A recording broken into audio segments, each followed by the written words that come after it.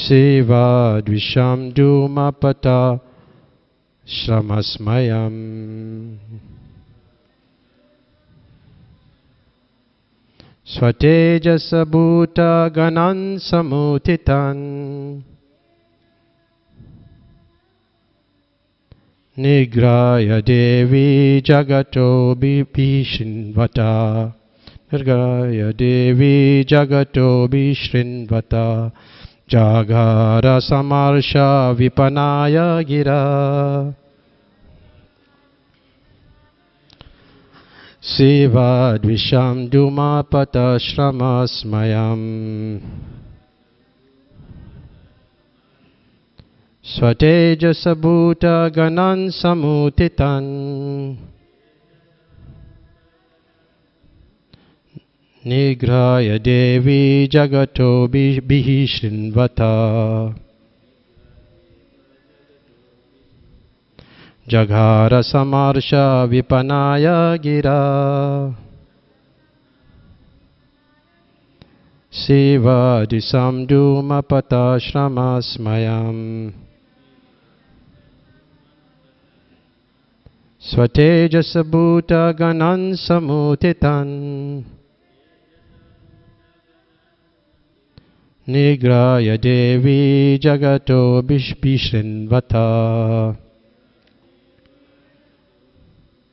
Jaghara Samarsha Vipanaya Gira. Siva Dvisham Dhumapata Shramasmayam. Swatejasa Bhuta Ganan Samutitan Nigraya Devi Jagato Bhishinvata. Jaghara Samarsha Vipanaya Gira. Siva Dvisham Dhumapata Shramasmayam. Swatejasa Bhuta Ganan Samutitan Nigraya Devi Jagato Bhishinvata. Jaghara Samarsha Vipanaya Gira. Siva Dvisham Dhumapata Shramasmayam. Swatejasa Bhuta Ganan Samutitan Nigraya Devi Jagato Bhishinvata.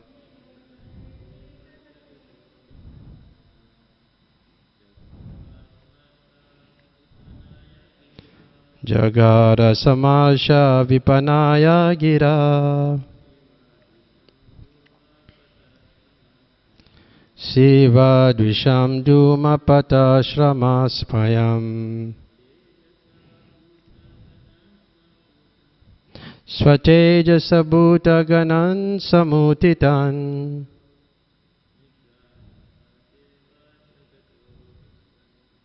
Nigraya Devi Jagato Bhishinvata.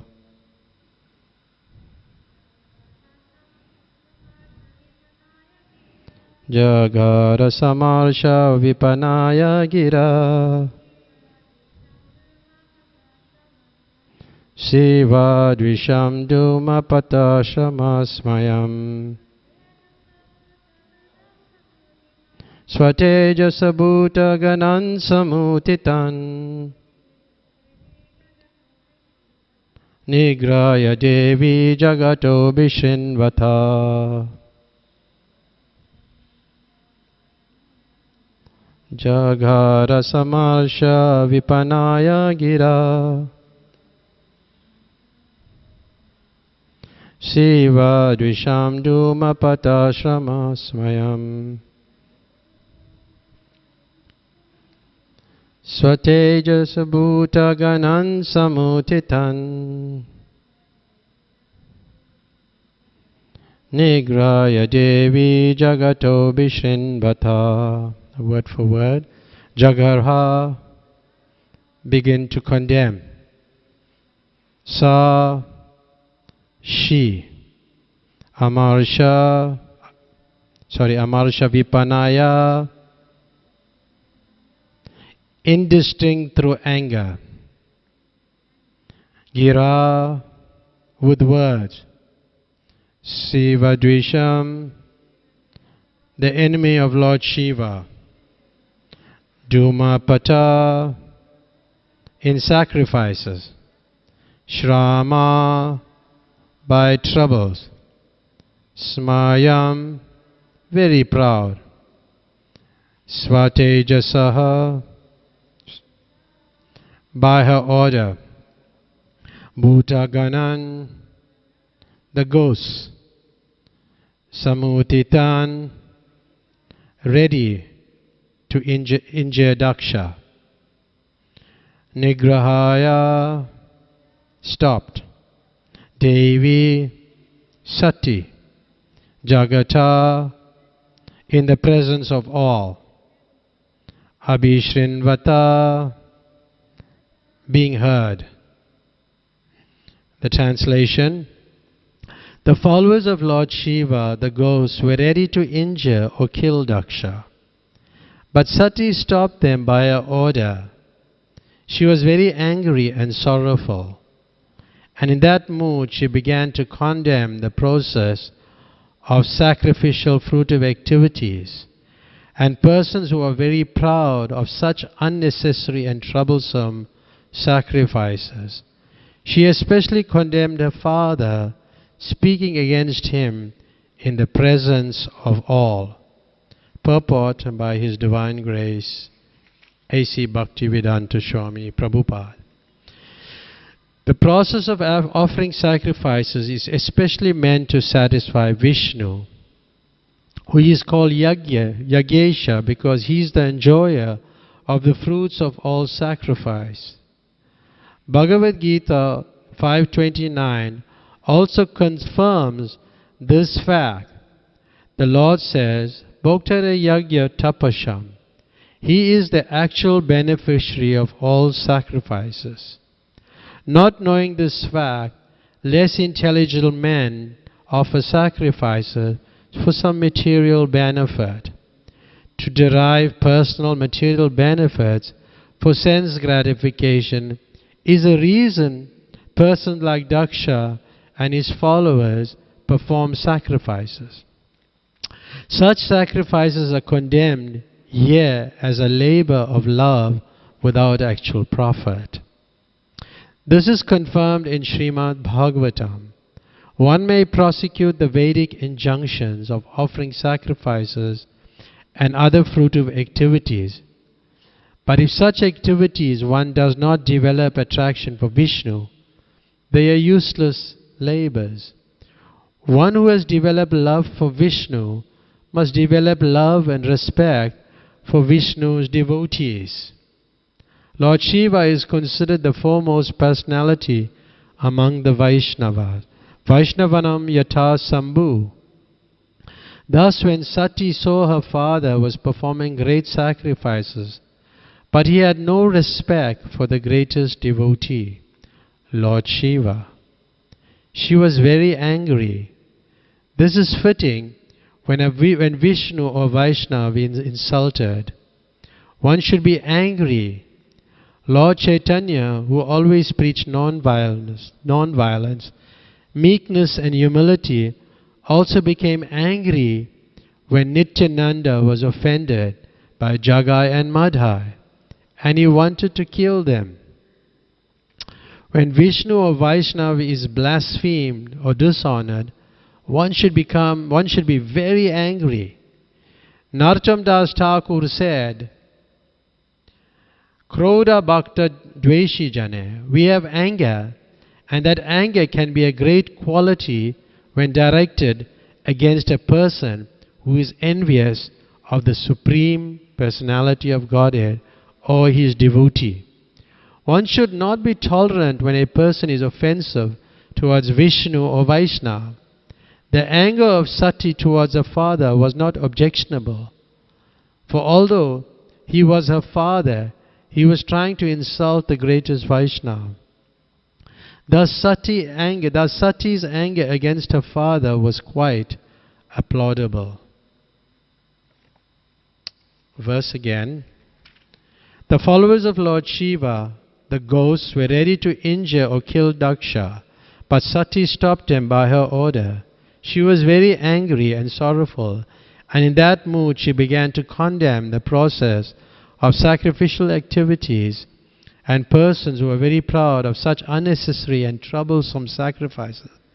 She especially condemned her father, speaking against him in the presence of all. So this is a very beautiful purport. As always, Prabhupada's purports are very beautiful. And I was thinking that there's so many nice points here from the purport itself, where Prabhupada is talking about, specifically about anger, respect, and devotees. Now, what is the meaning of respect? What is the meaning of respect? A feeling of deep admiration for someone or something elicited by their abilities or qualities or achievements. So this is respect. And in bhakti, in devotional service, it is important, this component is very important, to be respectful.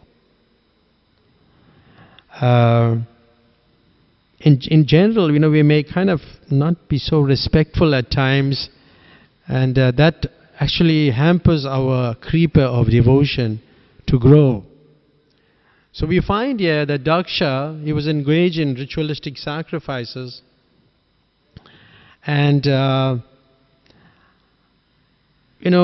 very deeply absorbed in ritualistic sacrifices, that he kind of minimized the position of devotees, and especially his son-in-law, who was Lord Shiva, who, according to the verse he says, or the purport says, is one of the highest devotees. It's true, in one sense, Lord Shiva is the highest devotee, but higher than Lord Shiva are the residents of Vrindavan. They are higher. So it's actually, and the way in our line, the females seems to be the highest. Somehow that's the Radharani is the greatest devotee. So we should take cognizance of that.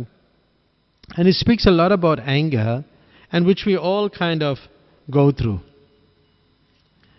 And I was looking at it last night and made some points. Like when you see a lake, like when we come to our moat here, there's fishes in the moat. But when it is too dirty, we cannot see the fishes. Or if you just throw a pebble, and then there's so many ripples of water, then you can't really see the fishes. So anger, when one gets angry, he cannot see things properly. So what he has to do, you have to sit alongside the moat on the bank there, and then calm down. Bhakti Tirtha Maharaj speaks about that. Last night I managed to pick it up in one of his books also, this particular point, which another devotee was speaking. And yeah, you have to wait till it calms down. And that's how anger is not something that you can get rid of, because the anger is also coming from Krishna. But Krishna also gets angry. So anger is not, just left out there in the cold. Devotee is going to get angry. That's going to be the situation. And sometimes it's hard to deal with it. But we should rise above that. And I was looking at some conversations of Prabhupada, and one of his disciples, Tejas Prabhu, was saying, just as the gopis were lusty for Krishna, Arjuna would also get angry for Krishna. So both are getting angry. in different circumstances. So it's not bad if a devotee becomes angry for Krishna. That's what Prabhupada's statements. So it is not bad. Like sometimes we do get angry, and it may be justified, but your anger must not be disproportionate to the activity or the situation. It must be proportionate. And anger has to be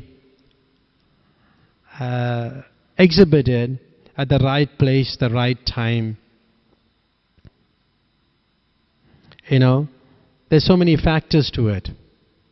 But anyway, there's Krishna is in our heart, and there's so many things in our heart. So how will we remember Krishna? It's difficult, because those anarthas are there in our heart. Because if you study the Chaitanya Charitamrita, the cleansing of the Gundicha temple, it's quite relevant for all devotees to actually go through that, because it talks about so many different points can be made from that purports. Is just amazing how to keep your heart cool and peaceful. How to do that. Because the mind is in the region of the heart. And if you have these kind of anarthas, the advancement, to advance from the lower rasa, just like if somebody is, like the Kumaras, they were in Shantaras, in the neutral stage of love of God. So they have to, for them to advance, if they have too many dirty things in the heart, then it's not possible. So those dirty things need to be removed. It says, in the purport it says, there were different devotees got angry at different situations. Like, where Lord Chaitanya got angry when Nityananda was attacked. And we can get angry in situations, but as I said, we have to know how to deal with it.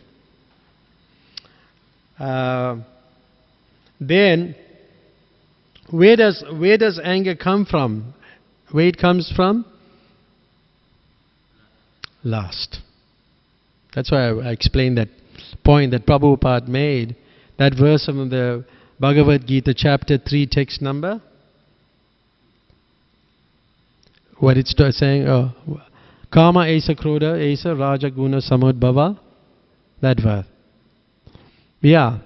So we have this lust in our heart, and the cause of anger is that. And that's where and we have to manage it. Like anger is the younger brother of lust. Kama, younger, Kamanuj. The younger brother is anger, because wherever there is lust, there's going to be anger. So like that. And what is lust? What is lust? Is an unfulfilled desire. Unfulfilled, right? And then what happens to us if our desires are not fulfilled? Then the verse from the Bhagavatam, which go, I think the 16th chapter, text number 21. The three gates to hell are lust, anger, and greed. So that's what happened. So there may be, valid reasons why we get angry. One of them is just like we have expectations, and those expectations, when they are not met, then there's a possibility of us getting angry. Therefore, it is important for a devotee to not have unrealistic expectations.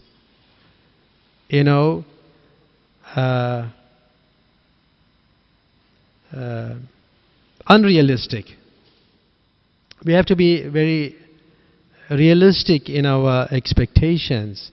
Because sometimes we may have an expectation, and then you don't. Maybe a devotee promised to give you something and doesn't give it to you, and then you'll have a different perception about the person. Completely different perception. Yeah. So, and there's wrong. You know, sometimes we have assumptions. We assume wrongly. We judge people. And sometimes as devotees we may also have that situation where we become too judgmental. And as I said, anger is not wrong, but it depends how it's utilized and how it is proportionate to the situation. And then sometimes we become too judgmental, and some people are just prone to find faults. And that comes from, how that comes from? That comes from bad association. That's how it comes from, materialistic. When you start associating more with materialistic people, then you have that from that bad association, all these things stems up. There's bad qualities, these anarthas. It's like, there was, in Bhaktisiddhanta Saraswati Thakur, he mentions about a person called Nange Panchu. Nange Panchu means Nange in Hindi means naked. Nange Panchu. Panchu was a village boy. So he was a village boy, and he was growing up in the village, and naked and running around. So later he became a judge. So he became a judge, and then word got to his village that this Nange Panchu will become a judge. Nange Panchu, he's a village boy, he's one of us, just couldn't be. So the people, when the message went to them, one person carried the message, and they were finding it difficult to believe it. So then one person said, no, the other person said, no, he's a judge. Then the people responded, oh, he may be a judge, but he's not getting a salary. So, it's like, what's the use of being a judge, And we too often become a judge of other people's, situations or whatever they're going through. Then we start judging them, and we join the legal fraternity or the legal environment we are. It's like we judge other people and we become lawyers ourselves, because then we defend ourselves. That's two ways.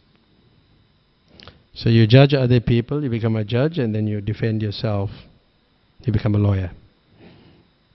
So that is a bad mentality to have for devotees, and that happens. It happens in every institution or every place. It's not only in our place. Yeah, it happens everywhere, and we should try to avoid that. Because remember, we have our own conditionings, we have our own way of thinking. But in general, when anger, when people go off the handle and they get angry, is because of poor communication also, a wrong communication, and therefore we need to be very clear about what we're trying to convey to the other person. Because I remember, I worked in the government service, and once they were writing we were going to write a letter. That was like in the 1980s.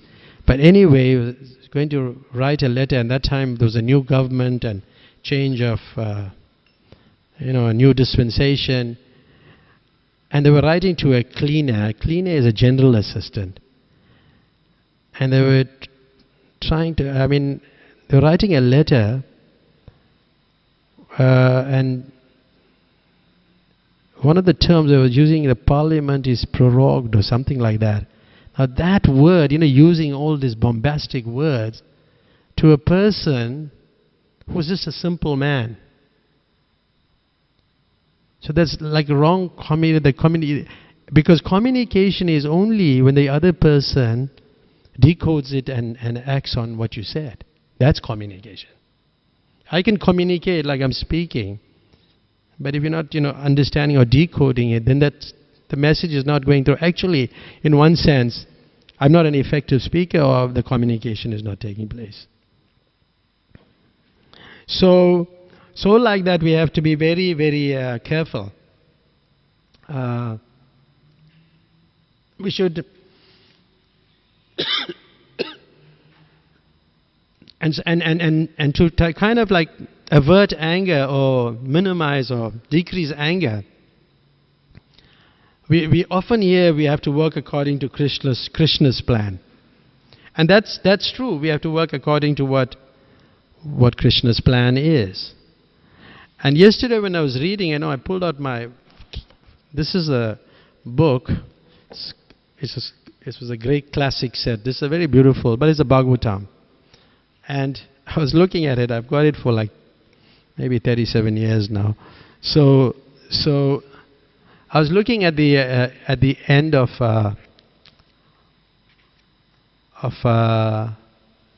the book where Parikshit Maharaj is being cursed by the Brahman boy. And it's just so interesting how where Srila Prabhupada is, I'll just paraphrase it. The son, Maharaj Parikshit placed a snake around the rishis, Samika rishis' head, placed a garland, took the snake and put it like a garland around, because he wanted something. Now you may want something, but the other person doesn't understand what you want. And then and then a third person gets angry about it also. Because the son, due to attachment to the father, he got upset. So then, he was an immature boy. And the father was in deep meditation. But the son had already cursed the rishi, Samika rishi. So now, Prabhupada writes that the whole reason, this was Krishna's plan. So the king was actually not completely at fault. Because the whole idea was for him, for the Bhagavatam to be spoken. That was the main reason why he committed such an offense. Because the sage didn't take any offense. But Shringi, the son, already cursed the person. So it is important to know what Krishna's plan is. And one of the texts, in text 48, says, the devotees of the Lord are so forbearing that even though they are defamed, cheated, cursed, disturbed, neglected, or even killed, they are never inclined to avenge themselves. This is a very important point to note. And therefore, there is so many verses, there's dealing with the subject matter of anger. The one that the son got angry, but the son's anger had led to the downfall of the Brahman community, where Kali Yuga had, crept into this boy, and this boy cursed this king, and then the Brahman community started falling down. So one has to be careful, even if he's siding somebody in a situation. But to be careful, we have to understand what is Krishna's plan. Anger is, as I said, is not wrong, but it has to be applied accordingly. So then, there are other points that we can make from that particular chapter, but we won't do that. We don't have much time. Ego is another problem that we have, because everything must be done to my way, according to my likes, dislikes. And that is ego. We all have ego, but the pure ego is to understand we're not the body, we're spirit, soul. But contaminated ego or false ego is when we think we're the body and we act according to our bodily needs and sense gratification. So we have to be very careful. Because when we do that, there's like no empathy for the other person and so many things. To overcome anger, it's interesting what... you know how to overcome anger?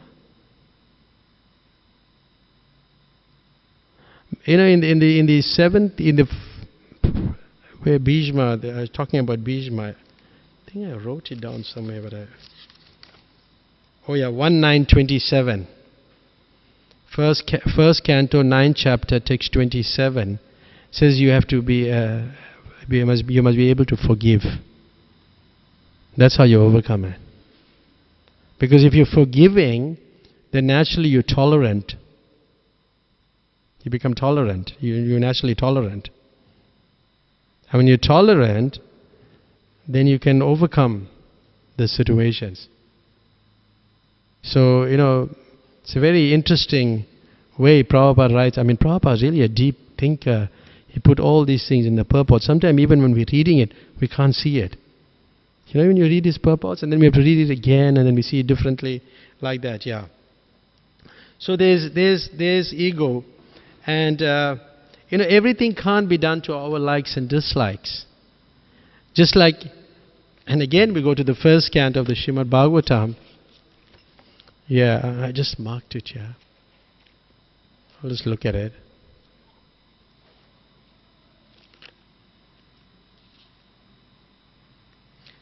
This is the discussion between the pastime of where Draupadi. Now Asvatthama has killed the sons of the Pandavas, and Yudhishthir Maharaj and Asvatthama were ready to forgive Asvatthama. So that they were in the mood of forgiveness.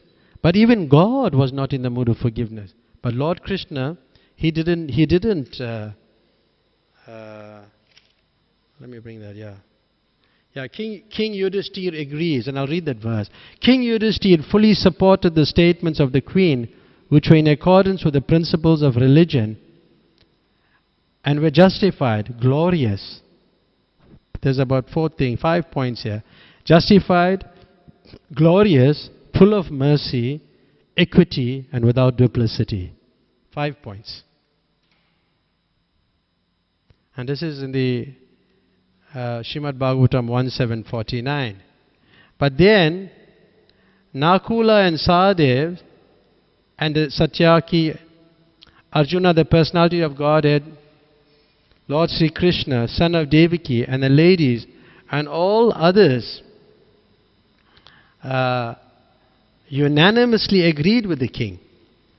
Bhima, however, disagreed with them and recommended killing. Sorry, it was not Krishna, but it was Bhima. Bhima, however, disagreed with them and recommended killing this culprit who in an angry mood had murdered sleeping children for no purpose and for neither his nor his master's interest. So people have different opinions.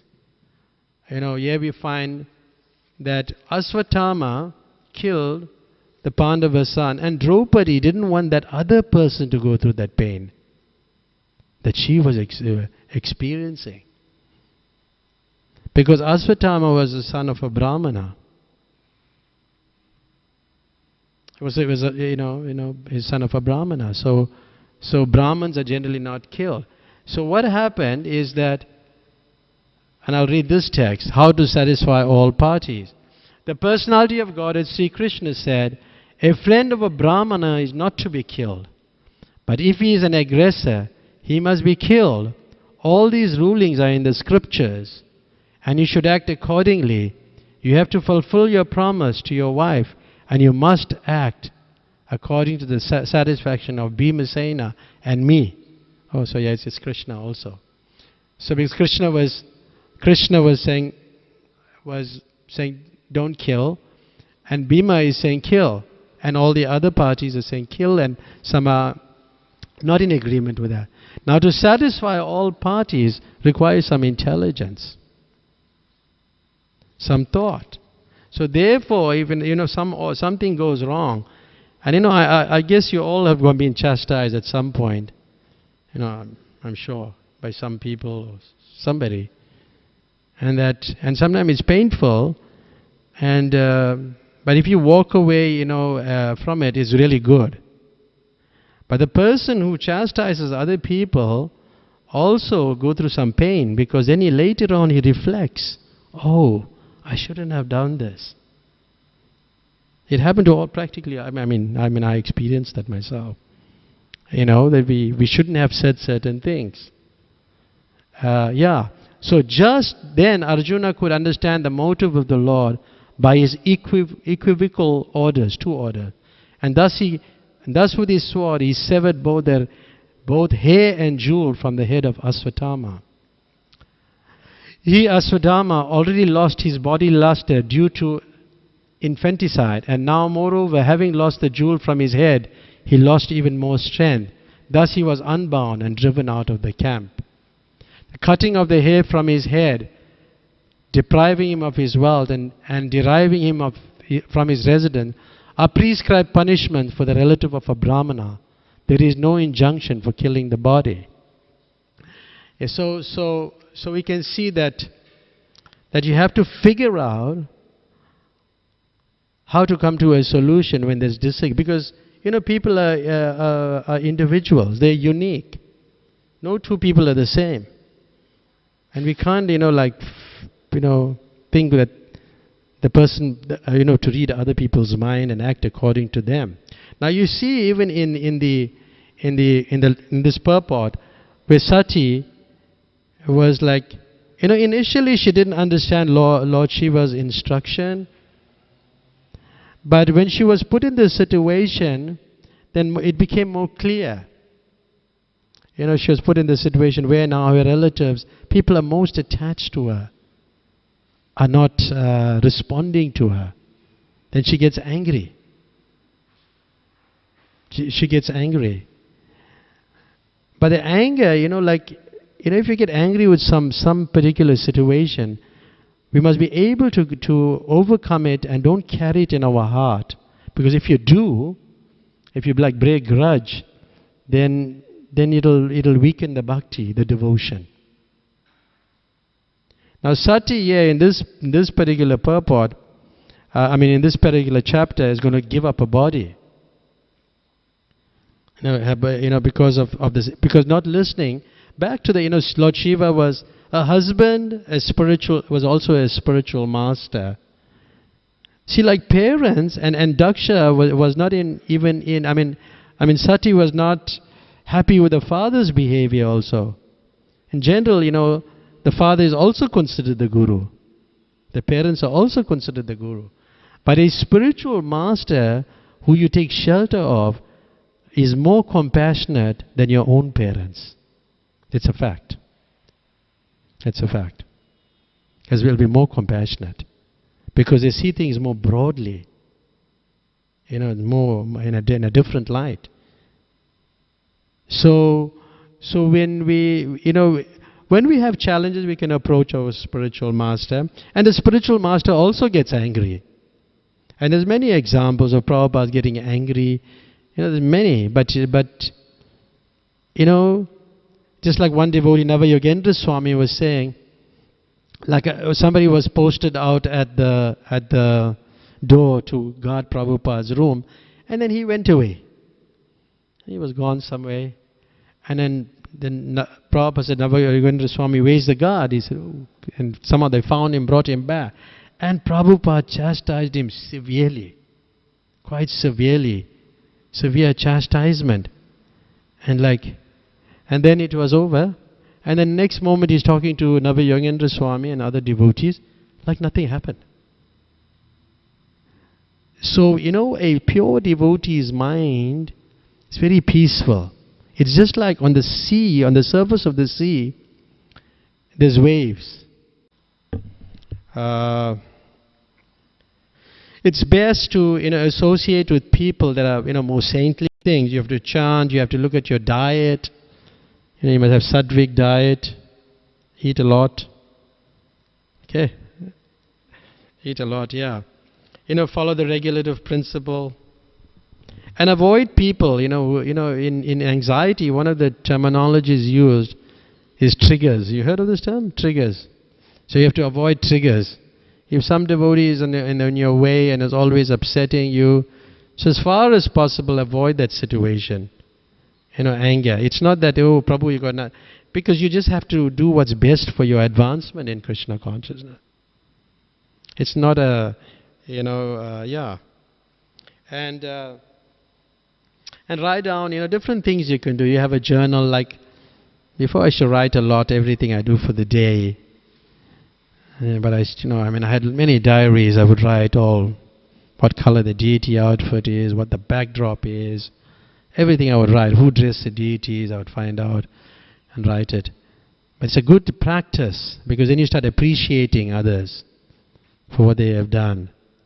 So that is another way, you compliment, you appreciate other devotees. Then you see them, like yesterday Ramanuja Acharya was getting into a topic of Matajis and Prabhus, and how females are only called Prabhus and not Matajis, and Prabhupada never said that. I said, well, Prabhupada said many things. He said many things.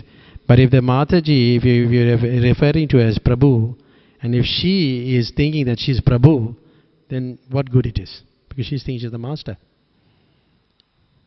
But the way to see it is that you have to see that advanced devotee is thinking, I am the master. That's a better way of saying it, when calling you Prabhu. Because Prabhu means master. It's not proper to say, Prabhu, bring my shoes. It's not proper. I heard this from Giriraj Maharaj years back, maybe over 20 years back. It was a house program to Rupanuga. I think he was kind of referring to him, better bring my shoes. So Prabhu. So there's different ways to overcome it. But there's so much more to discuss on this topic. It's just such a detailed. We can get, we can speak so much on this subject matter. We'll go for hours on end, on anger, envy, how envy comes about. Then we get angry. But it has to be proportionate, as I said, not disproportionate. It's like the example given of Indra. Indra, in the Govardhan Leela, he summoned the Samvartaka clouds to kill the Brijbasis. And he could have done differently. He could have looked at it proportionately. They hadn't done anything. Maybe I should, if I were to cause them pain, but not so much pain. Maybe a little. Maybe some famine or something different. But with that intention to kill. And you know what happens? Even with devotees, we may come to a point where we're hoping that the other person die. When we get angry and envious. And you'll think, anyway, Prabhupada, before he could leave his body, there were many people in the room. But one devotee was saying, Prabhupada said that one devotee, all the devotees are praying for me to stay, but one person is praying for me to leave. So that idea, maybe we can expand on it more the next time we speak on this particular point, how you desire the other person should be out of the way because you want to be put forward.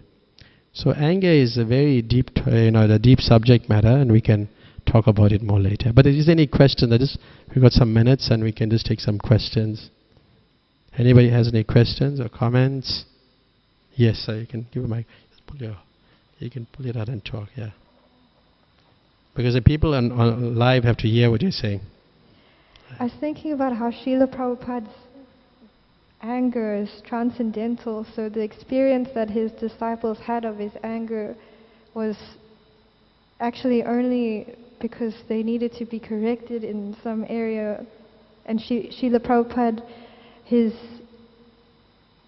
correction of his disciples was done with actually it's pure compassion, out of pure compassion. So his anger was actually only because he wanted his disciples to succeed, to become pure devotees. So he corrected them out of compassion. That anger that he exhibited, or the anger that the disciples experienced, was only out of compassion. And that's important for us to understand as well, that if we feel inclined to correct someone, making sure that our correction is out of compassion, because the way in which we correct someone will be experienced by the other person. And if it is out of compassion and out of care for that person's spiritual advancement, they will experience that care and actually appreciate it and accept it. Good, yes. See, if it's done out of compassion, then, and the person will feel it, the other person, that if it's done genuinely out of compassion, the other person won't be upset. Won't get angry. If you're really correcting somebody, I'm open to correction, but sometimes I was not happy with the correction. But then when in hindsight, in retrospect, then I think about it deeply. I think the devotee was right, So we have to be open to correction also. Yeah, we have to have an open to correction. That's a good point. Thank you for that. Anybody else would like to say anything?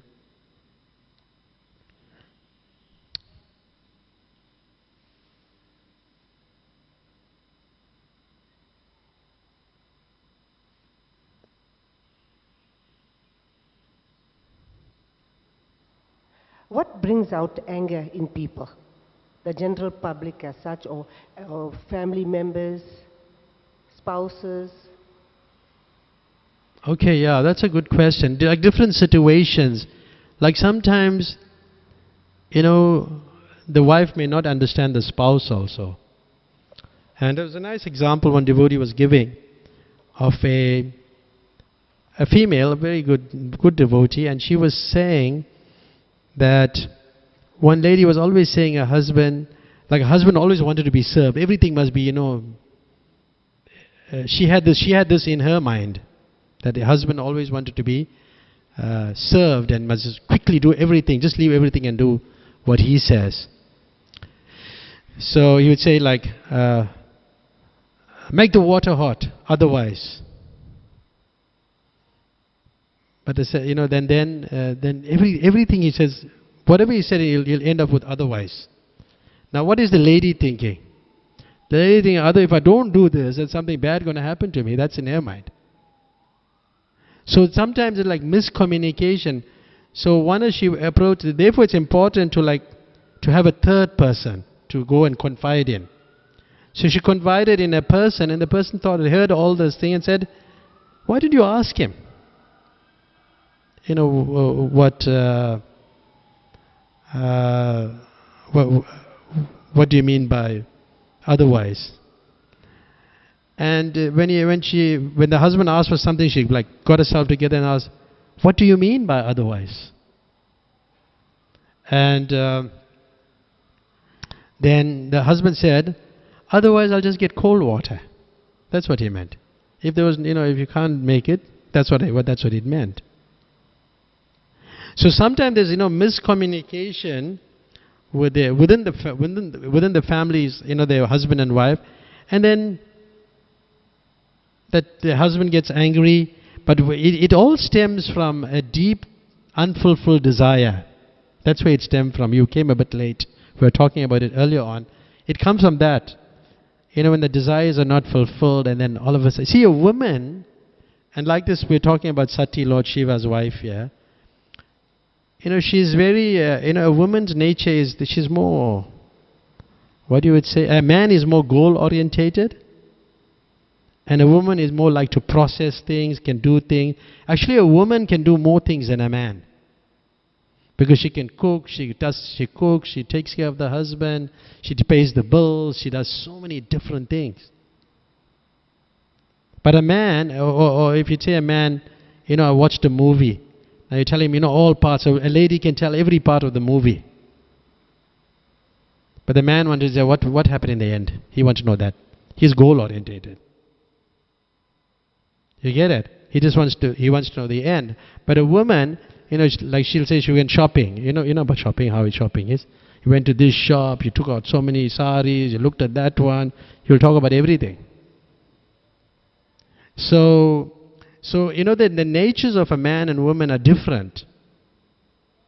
So therefore, it's important that communication takes place in a proper way. We must have a proper understanding. So that reduces anger. But anger actually stems from a deep desire to enjoy. That's where it stems from. Because if that's not fulfilled, then you get angry. Makes sense? What's your name? Lolly. How you spell that? Lolly. Oh, Lolly. Oh, that's not your right name. What's your correct name? Kalawati. That's a good name. Kalawati, that's a good name. Yeah, Kalawati. Yeah. Thank you. Just want to ask this question. So when the husband and wife and the child, when they do a prayer together, right, we learn a lot of things to improve ourselves. But what happens when the person will listen and we don't take in what we learned and better ourselves? We still have the anger in us. So what happens then? How do you overcome that? Now, who is teaching who? No, I'm saying if we have families sitting together, we do a prayer, it's teaching us to do the good. But what happens if your spouse do also the prayer, but he don't improve his anger, he still lives in the same spot? So what happens then? Bring him to the Hare Krishna temple. bring him to the Hare Krishna temple.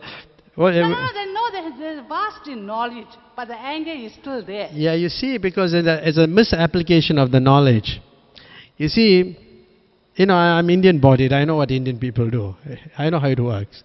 It's very clear to me. Sometimes people, because we do too much of ritualistic things, and they don't have knowledge about it, so in the back of the mind, they're just doing it to please you. You understand the point? And because they don't have that knowledge, then after a while they get tired, they get frustrated. They say, hey, not worth doing it. So that also is there. Therefore, you must give proper understanding. There must be proper understanding. So it's that's one thing. Now, also with the children, like we tell them to do certain things that we may heard from our forefathers, our mother-in-law, or what they did, and somehow they may have not done things correctly, and that is transmitted. And the children, when they come, they really can't do these things, and then you'd find this discord in the family. But generally, if a person is surrendering to God, you'll expect him to become a little peaceful, right? You expect him. But then, what is the formula for peace? But that is in this purport, what we read. Right in the purport, 529. Bhoktaram yagya tapasham sharva loka maheshwaram suidam sarva bhutanam gyatva mam santim richati. So everything is for the pleasure of God. Everything that we do should be for the pleasure of God. We should offer everything to God. Everything belongs to Him. So sinners, we have this idea that everything is ours, you won't be peaceful. I'll give you an example. Just like, a rogue steals. The rogue knows he's doing wrong. That's why rogues like to operate in the night. They know it's wrong, but they'll do it in the dark when nobody sees. But they know it's wrong. That's why they do it in the dark. You ever thought about that? Well, that's Srila Prabhupada said that.